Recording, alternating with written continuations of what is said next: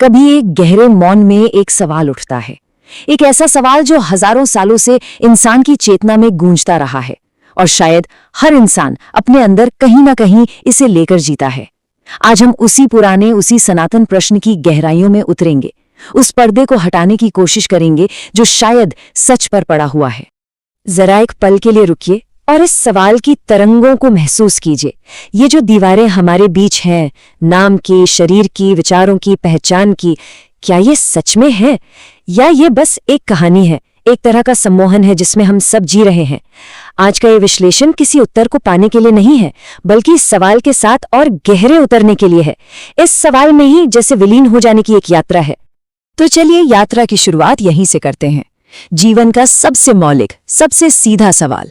और ये सवाल किसी और के बारे में नहीं है, ये सीधे हमारे अपने होने के, अपने अस्तित्व के केंद्र पर चोट करता है। हम कौन हैं? सोचकर देखिए, अगर आज किसी का नाम बदल दिया जाए, उसका ये शरीर जो हर पल वैसे भी बदल ही रहा है, वो पूरी तरह से बदल जाए, उसके सारे रिश्ते, उसकी सारी उपलब्धियां, उसकी सारी पहचानें सब उससे छीन ली जाएं, तो क्या वो इंसान खत्म हो जाएगा या उसके अंदर अब भी कुछ ऐसा है जो इन सब के पार है, जो इन सब का बस साक्षी है, जो कभी नहीं बदलता? क्या कोई ऐसा केंद्र है जो इस बदलाव के नाटक को बस देख रहा है? कहते हैं एक संत ने अलग अलग नदियों से पानी लिया और उसे एक ही बर्तन में मिला दिया। फिर उन्होंने अपने शिष्यों से पूछा, अब इसमें से गंगा का पानी अलग करके दिखाओ या कावेरी का? जाहिर है ये नामुमकिन था, तो वो मुस्कुराए और बोले, जब ये नदियां अपना नाम, अपना रूप छोड़कर एक हो सकती हैं, तो इंसान क्यों अपनी छोटी छोटी पहचानों से इतना चिपका हुआ है? जरा सोचो, अस्तित्व के इस महासागर में हम सब एक ही तो हैं। तो अब हम उस भ्रम को तोड़ना शुरू करेंगे जिसे हम मैं कहते हैं। ये पहचान, ये आइडेंटिटी जिसे हमने इतनी मेहनत से इतनी परतों में बनाया है, उसकी असलियत क्या है? चलिए इस पर्दे को हटाकर देखते हैं कि इसके पीछे क्या है, या शायद कुछ भी नहीं है। जरा जीवन की इस यात्रा को देखिए। एक शरीर पैदा हुआ, उसे बच्चा कहा गया, फिर वो बड़ा हुआ, उसे युवा की पहचान मिल गई, फिर वो किसी का पति या पिता बन गया। हर मोड़ पर समाज ने और हमने खुद उस पर एक नया नाम, एक नया चोला पहना दिया। और फिर एक दिन इसी शरीर को शव या मृत शरीर कहा जाएगा। ये सब क्या थे? सिर्फ भूमिकाएं, सिर्फ लेबल्स जो समय की धारा में आते हैं और चले जाते हैं। अब ये सवाल सीधा हमारे लिए है, हम कौन हैं? क्या हम वो बच्चे थे, या ये जवान शरीर हैं, या आने वाले कल के बूढ़े इंसान, या वो शव जो एक दिन बस रह जाएगा? अगर हम इनमें से कोई एक हैं, तो फिर बाकी सब कौन थे? क्या ये सब अलग अलग लोग थे, या एक ही धारा के अलग अलग पड़ाव? ये अस्तित्व का सबसे बड़ा रहस्य है। और यहीं पर दर्शन की, फिलॉसफी की सबसे गहरी बात सामने आती है। एक सीधा सा सूत्र है, जो कुछ भी अनुभव में आ रहा है, जो बदल रहा है, वो हमारा असली स्वरूप हो ही नहीं सकता। शरीर, विचार, भावनाएं, पहचान, ये सब तो एक बहती हुई नदी की तरह है। हम नदी कैसे हो सकते हैं जब हम नदी को बहते हुए देख रहे हैं? हम तो वो हैं जो इस पूरे बहाव के साक्षी हैं। तो फिर ये दुख, ये पीड़ा कहाँ से आती है? अगर हम ये बदलते हुए रूप नहीं हैं, तो हमें इतना दर्द, इतनी बेचैनी महसूस क्यों होती है? इसका जवाब हमारे मन के मनोविज्ञान में छिपा है, हमारे दिमाग के उस गहरे खेल में, जिसे समझना बहुत जरूरी है। ये सारा का सारा खेल दिमाग का है, जिसे दर्शन में अहम या ईगो कहते हैं। ये अहम सिर्फ घमंड नहीं होता, ये वो गहरी भावना है जो कहती है, मैं बस इस शरीर और मन तक ही सीमित हूं और बाकी सब कुछ मुझसे अलग है। ये दिमाग एक झूठे मैं का एक काल्पनिक केंद्र बना लेता है और फिर पूरी जिंदगी उसी काल्पनिक केंद्र की रक्षा करने में, उसे बड़ा बनाने में लगा रहता है। और जैसे ही ये झूठा अलग थलग मैं पैदा होता है ना, उसके साथ ही ये चार परछाइयां भी पैदा हो जाती हैं। सबसे पहले तुलना, कि मैं उससे अच्छा हूं या बुरा। फिर अहंकार, कि मैं कुछ खास हूं और मुझे खुद को साबित करना है। उसके बाद भय, इस पहचान को, इस कहानी को खो देने का डर। और इन सब का जो अंतिम नतीजा है वो है पीड़ा, सफरिंग। सारा मनोवैज्ञानिक दुख इसी एक भ्रम से पैदा होता है कि मैं अलग हूं। जरा इस पे गहराई से सोचिए। अगर सच में कोई दूसरा है ही नहीं, अगर ये पूरा अस्तित्व एक ही ऊर्जा का खेल है, तो फिर ये दर्द किसका है?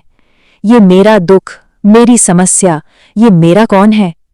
क्या ये दर्द भी उसी झूठे मैं का नहीं है जिसे हमने सच मान लिया है?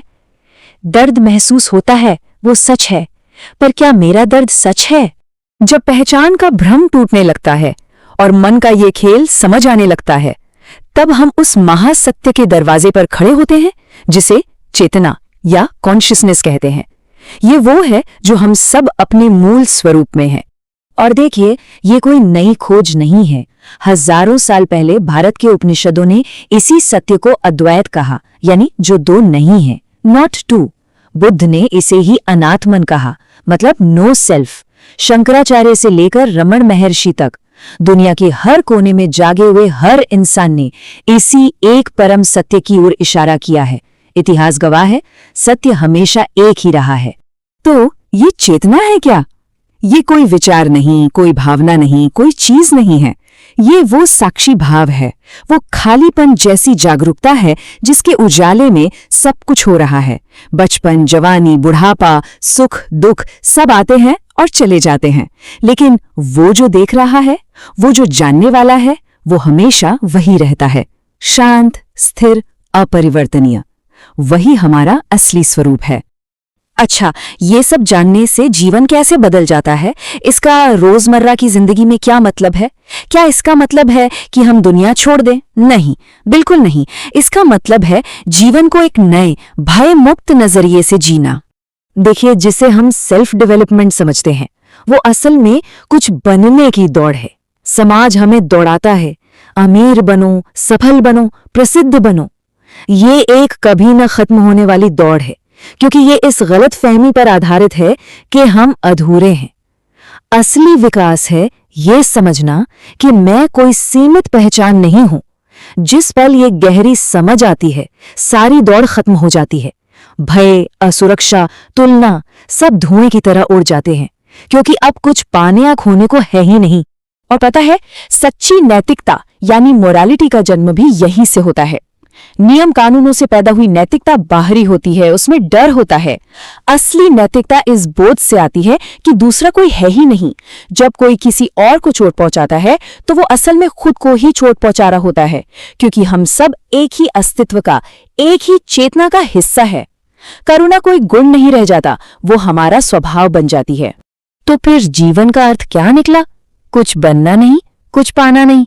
जीवन का एकमात्र अर्थ है इस सत्य को पूरी तरह से जी लेना, ये समझ लेना कि हम पहले से ही पूर्ण हैं। किसी भी चीज की जरूरत नहीं है हमें पूरा होने के लिए। जिस दिन ये बोध घटित होता है, जीवन एक संघर्ष नहीं, एक उत्सव बन जाता है। अब इस पूरी यात्रा के अंत में हम वापस उसी सवाल पर लौटते हैं, लेकिन एक नए आयाम के साथ। अब ये सवाल सिर्फ एक दिमागी पहेली नहीं है, बल्कि एक जीवंत अनुभव बनने की संभावना है। इस एक वाक्य को अपने अंदर गूंजने दीजिए। जब हम किसी से मिलते हैं, जब हम प्रकृति को देखते हैं, जब हम खुद को आईने में देखते हैं, इस एहसास को जिंदा रखना कि दूसरा कोई है ही नहीं, सब कुछ एक ही चेतना का नृत्य है, एक ही अस्तित्व का खेल है। और क्या ये मुमकिन नहीं है कि जिसे हम एक छोटा सा मैं समझ रहे हैं, वो हमारा असली स्वरूप है ही नहीं? शायद हम वो नहीं है जो हम खुद को समझते हैं। शायद हम ही वो सब कुछ हैं जो है। इस सवाल के साथ जिएं, इसका जवाब न ढूंढें, बस इस सवाल में, इस मौन में, इस आश्चर्य में डूब जाएं।